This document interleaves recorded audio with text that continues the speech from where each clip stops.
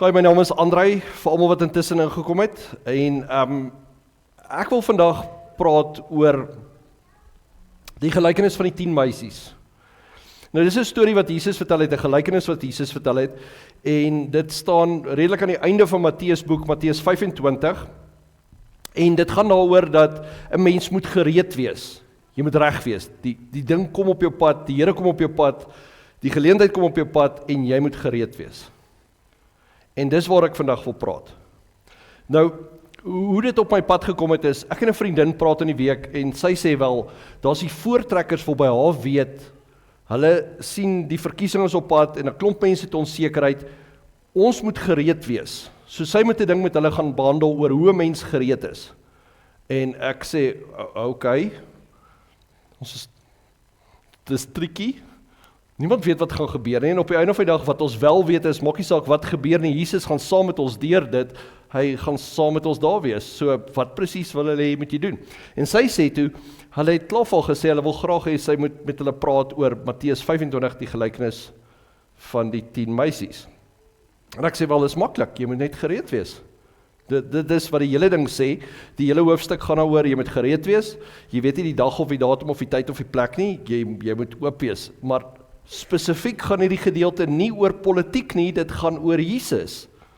Dit gaan oor die Here wat in jou lewe inkom, die Here wat jou roep, die Here wat daar so opdaag, en jy is gereed daarvoor of nie. So ek weet nie presies hoe gaan jy dit buig nie, want dit het minder met die verkiesing te doen, en meer met Jesus te doen. En sy sê, shop, dit klink val goed. Dis wat sy in elk geval sou gesê het, dankie vir geen ekstra insig nie. My vriende is taai. En sy vra toe vir my, maar wat beteken dit dan om gereed te wees? Wat beteken dit om soos die slim meisies te wees, in plaas van soos die dom meisies? Wat behels dit? En ek sê vir haar, wel, daai gaan ek nie so uit die vuis uit kan praat nie, dit moet jy maar die Bybel gaan lees en gaan kyk wat daar gebeur. En ek vat toe die Bybel en ek gaan lees hierdie stukkie, en ek kom toe agter, dis redelik eenvoudig geskryf. Daar sê die 10 meisies, die bruidegom is op pad, hulle moet hom inwag, 5 het ekstra olie gekry, 5 het nie, en dan kom die bruidegom eers heel wat later, almal het al in slaap geraak. En dan eventueel as die bruidegom kom, dan spring almal op en hulle steek hulle lampies aan, behalwe die meisies wat nie ekstra olie het nie, hulle het nie olie nie, so hulle lampies kan nie brand nie. En dan sê hulle vir die ander meisies, geef ons van hierdie, en hulle sê, ons kan nie, dis klaar, dis wat ons het, maar gaan koop gehou. En dan hardloop hulle in skarrel, en hulle gaan koop vir hulle olie, en hulle kom terug by die bruilof, en hulle klop, en sê, laat ons inkom, en die bruidegom kom uit en sê, maar ek weet nie wie julle is nie. En dan is die gevolgtrekking vers 13, waar ons staan is, wees dan gereed, want jy weet nie wanneer dit gebeur nie.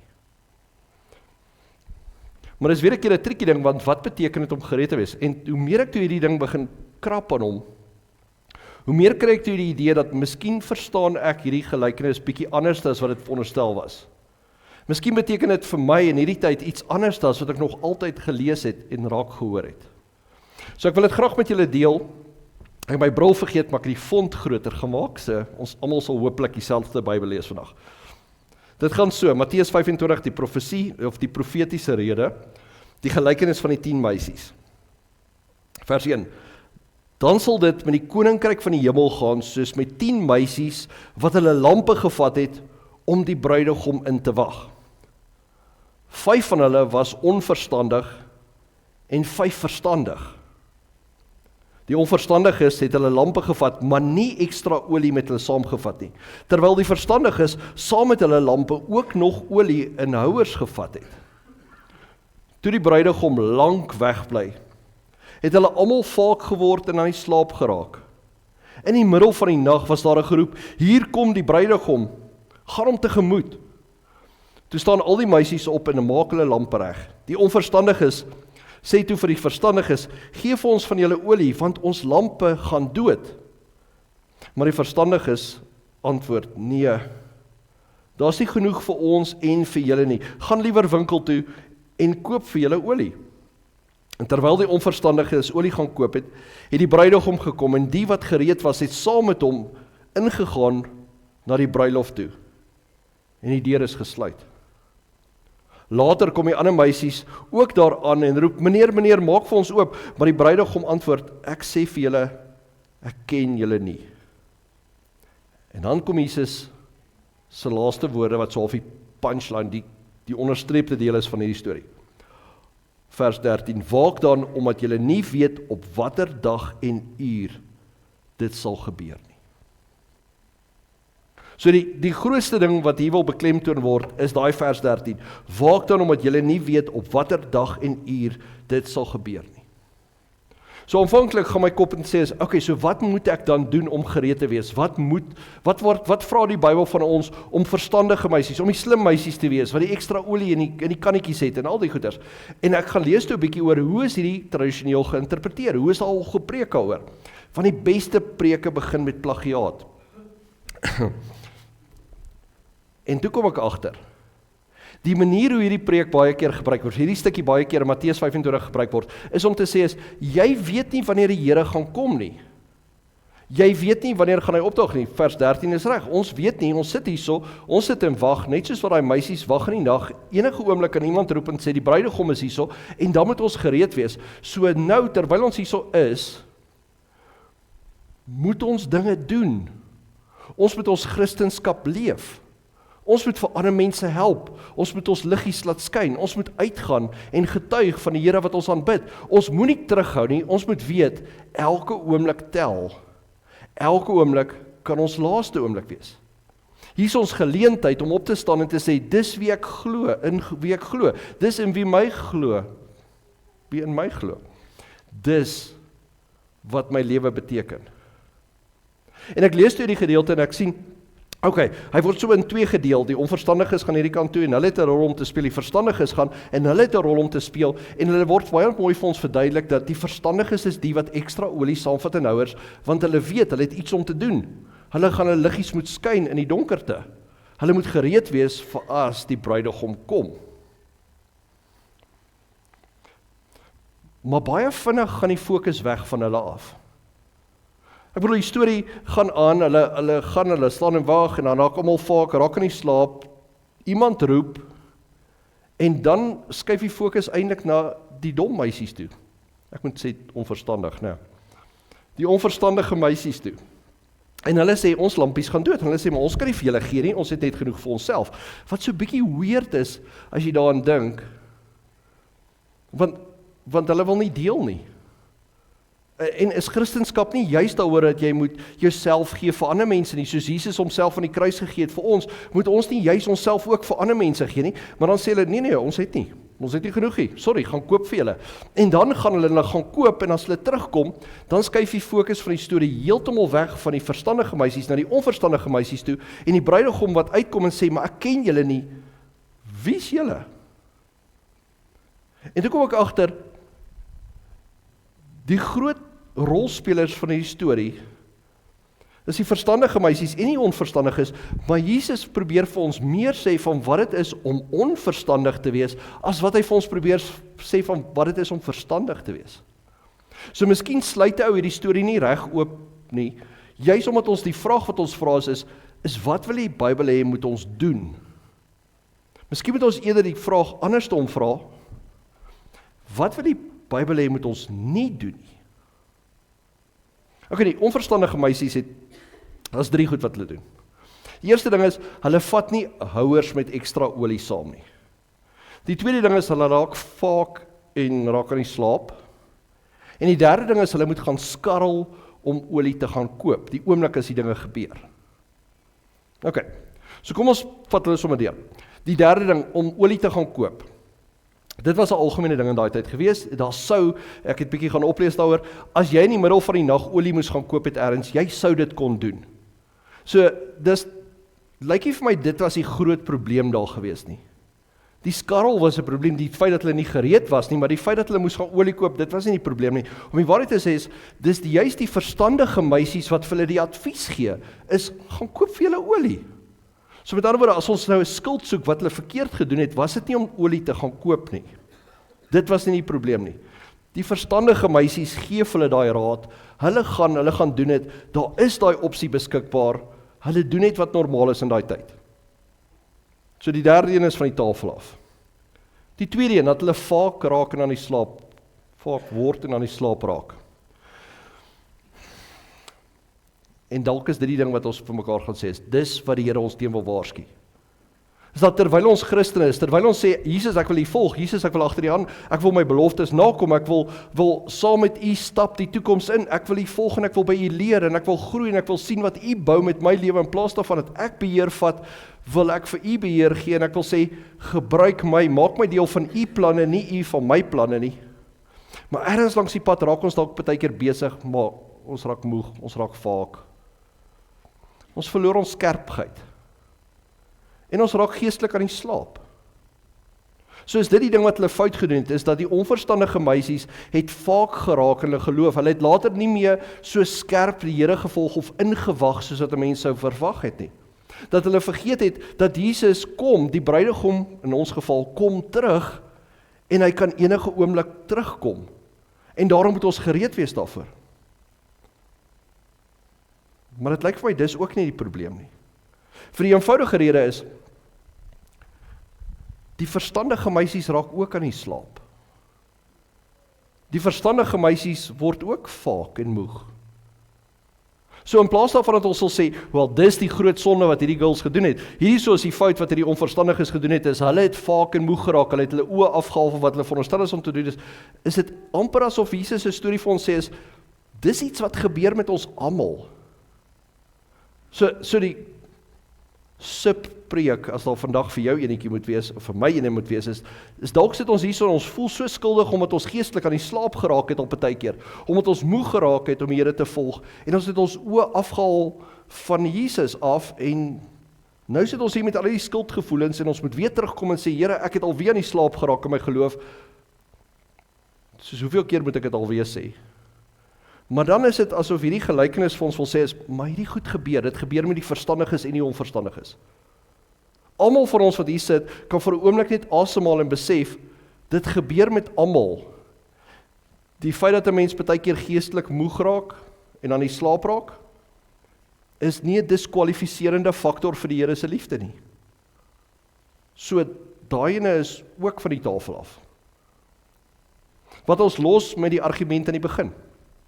Hierdie meisies gaan, hulle is geroep om iets te doen, hulle moet die bruidegom gaan inwag, en die verstandiges vat houers met ekstra olie, en die ander nie. En dan gebeur daar 'n baie onbillike ding. Ek bedoel, die groot moeilikheidmaker in die storie is eintlik die bruidegom. Ek bedoel, as hy net op tyd was, as hy net sy deel gedoen het, as hy net opgedaag het toe hy moes, as die Here net sy kant gebring het, so ons nie in die gemors gewees het nie. Ek bedoel, dink daaroor. Almal van hulle wil die bruidegom inwag, en hier gaan die bruidegom, en hy vat ompaaie, hy vat sy tyd, en op die einde van die dag lyk 5 van die meisies sleg, omdat die bruidegom nie sy deel gedoen het nie. Wel, dis hoe dit kan lyk vir my. Behalwe toe ek hieroor gaan oplees, toe besef ek, maar dis nie soos ons, huwelik het nie gelyk soos ons huwelike nie. Ek bedoel, vandag se tyd kan jy gaan en jy kry iemand vir wie jy lief is, iemand wat jy wil sê, is ek kan nie anders dan nie, hierdie is 'n moedtroue, want ek moet met jou trou, want ek kan nie sonder jou nie. Jy maak iets in my oop wat ek daar sonder kan ek nie. Maar dis nie hoe dit in daai tyd was nie. In daai tyd het jou ouers besluit met wie jy trou. Dit was gereelde huwelike gewees. Met ander woorde, families het saamgekom en besluit, nee, jou eerste kind en my derde kind, hulle gaan 'n goeie match wees. Ons hoop is 'n seentjie en 'n dogtertjie, want werk dit beter. Maar in elk geval, ons gaan hulle trou. Jy het nie veel sê daarin gehad nie. Jou werk was gewees om nou maar in te val by die familie se reëls. Jy moes die naam van jou familie gestand doen. Jy moes net inval in daai rol en dis wat van jou verwag was. En as jy dit nie gedoen het nie, as jy wou dwarstrek, onthou net, hierdie tipe skande sal tot in die 3de en die 4de geslag nog oorvertel word. En dis waar daai storie vandaan kom. Met ander woorde, jou rol in 'n huwelik was gewees, is om te doen wat jou familie besluit het. Die bruidegom het nie sy bruid gekies nie. En die Bybel is vol stories daarvan, Ou Testament veral, van hoe iemand anders te vir jou 'n bruid gaan haal en sê, ja, daar is hy, daar trou jy met haar. Thanks. Hulle het nie gereël met wie hulle trou nie. Dit was nie hoe dit gewerk het nie. En as gevolg daarvan dat dit families is wat saamgesit en beplan het, wie trou met wie en hoe gaan dit werk, het dit baie keer gebeur, lees ek, dat jy op die dag van die troue nog steeds families gehad het, wat gesit het en onderhandel het van wat presies die ooreenkoms van hierdie huwelik sal wees. Dis nie die bruidegom wat nie sy deel doen nie, dis nie die bruidegom wat sê, ek het seker tyd vir nog een game pool nie.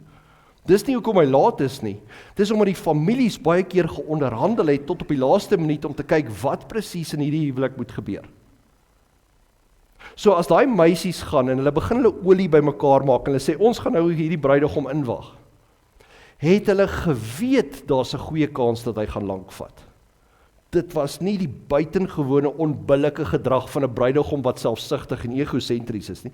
Dit was die normaal gewees van mense wat binne arranged marriages, gereelde huwelike, besig is om 'n ooreenkoms uit te werk. So die realiteit was, al 10 van hulle het geweet, hier's 'n goeie kans dat die bruidegom gaan laat wees. En 5 van hulle gaan en sê, daar's 'n goeie kans dat hy gaan laat wees, ek dink ek moet olie bymekaar maak. Ek dink ek moet 'n houertjie saamvat, vir net in geval daai familie sit en debatteer, asof dit 'n kerkvergadering is, wat tot watter tyd in die nag gaan. Ek moet ekstra olie saamvat. Wat ons terugbring by, wat het hulle verkeerd gedoen? Die onverstandig is. Ek bedoel, hulle gesindheid is reg, hulle harte is reg, hulle gaan wag die bruidegom in, hulle wil dit doen, hulle gaan met hulle lampies en hulle olie. Behalwe, ten spyte daarvan dat hulle weet, daar's 'n goeie kans dat hierdie bruidegom gaan laat kom, vat hulle nie die olie saam nie. Hoekom nie? Hoekom nie? Ek dink ek en jy weet hoekom nie. Baie keer weet ek en jy wat die regte ding is om te doen. Ons weet hoe om dinge te reël, maar daar's net soveel ander goed wat ook moet gebeur. En dis hier waar hierdie dingetjie met my begin praat, dis hier waar dit in my lewe inkom, want terwyl ek besig is om een ding te reël, is ek ook besig om 10 ander goeters, die balle in die lug te probeer hou. Terwyl ek hier oorweldig is met hierdie ding en dink al my aandag is hier nodig, is daar 'n kind wat my nodig het, of iemand wat my bel. Daar's altyd iets wat ons aandag aftrek, daar's altyd iets wat ons oorweldig op 'n ander manier. Ons is almal oorweldig.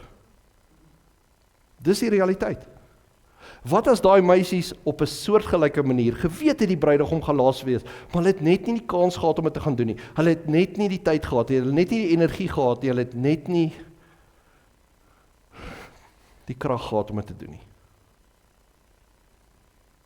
En dan dink ek terug na daai oomblik wat hulle dan kom en hulle word wakker, en almal was moeg geweest en iemand skree die bruidegom is aan die kom en hierdie klomp spring op en hulle sê olie in, daar's hy lig reg. En hulle sê maar geef ons van julle olie. En wat sê die verstandiges teenoor die onverstandiges dan? Niks jammer, ek kan nie vir jou gee nie. Ek het nie om vir jou te gee nie. Gaan koop self. Miskien is dit die verskil tussen die verstandiges en die onverstandiges, is dat die verstandiges gaan op 'n stadium en sê een woordjie, 3 letters. Nee.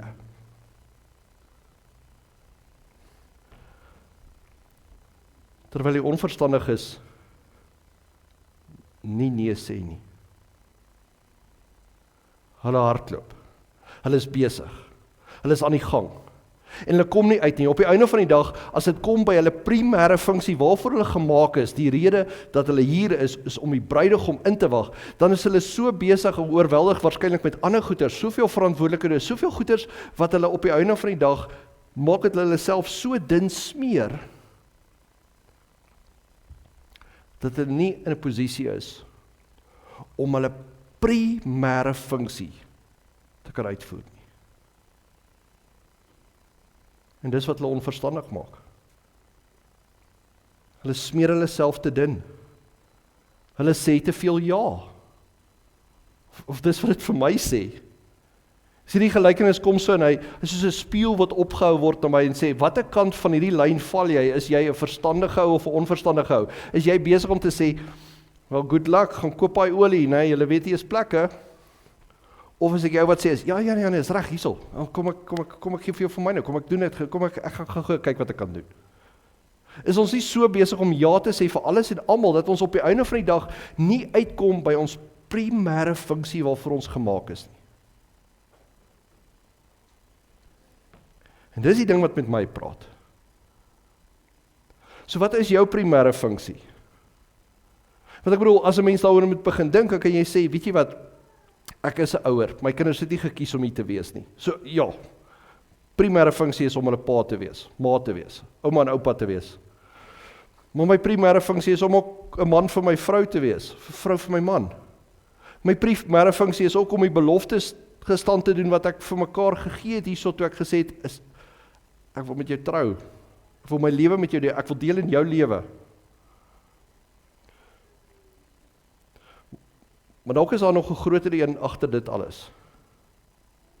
Die primêre funksie is dat God vir jou so lief is, dat hy vir jou hierdie lewe gee, die asem gee, hierdie vrou gee, hierdie kinders gee, hierdie geleentheid gee, hierdie tyd op aarde gee, en hy gee dit vir jou, en hy sê, laat jou lig skyn, want ek kom terug. Leef hierdie liefde, want ek kom weer. En dan ergens langs die pad, vat ons daai, laat jou lig skyn, en ons hardloop so met dit, dat ons op die einde van die dag nie uitkom, om ons lig te laat skyn op die regte plekke nie. Ons brand ons lampies links en regs, maar die oomblik as die bruidegom kom, die oomblik as hy daar aan die deur klop, dan is ons besig om vir almal alles te wees. En ek dink dis wat hierdie gelykenis vir my vra hierdie week. Dis wat dit aan my kom klop, is om te sê, is hierdie vers 13 krap aan my. Daai vers wat sê, waak dan, omdat julle nie weet op watter dag en uur dit sal gebeur nie.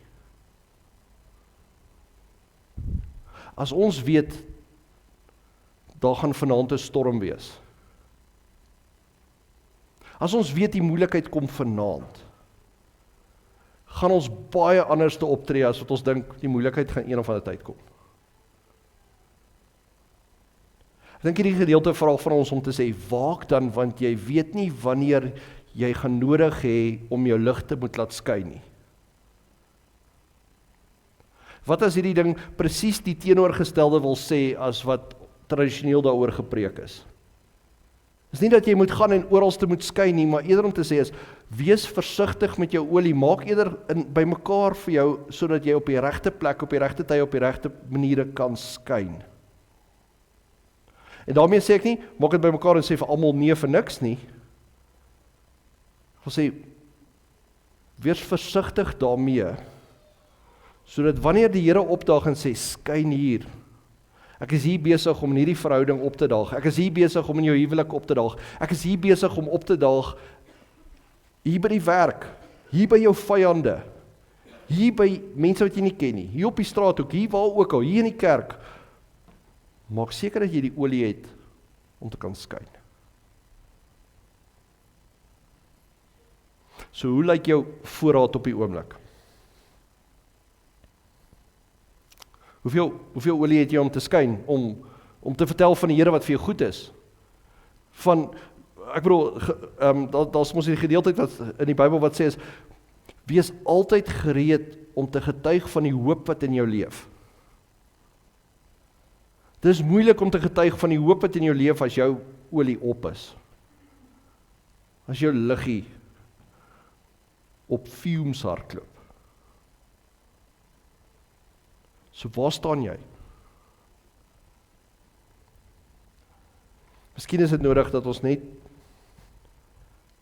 bietjie meer sê, gaan koop vir julle olie.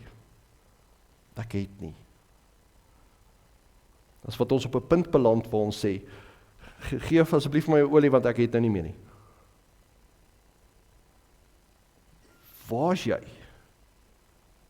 Hoe is jy besig om jou lewe te leef? Hoe is jy besig om te wag op die koms van die bruidegom? Hoe is jy besig om te wag op die Here wat opdaag?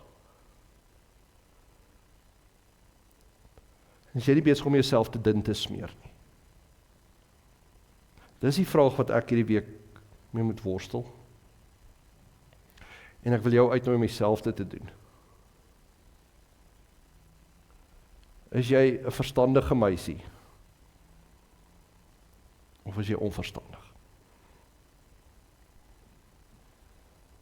Kan ons saam bid?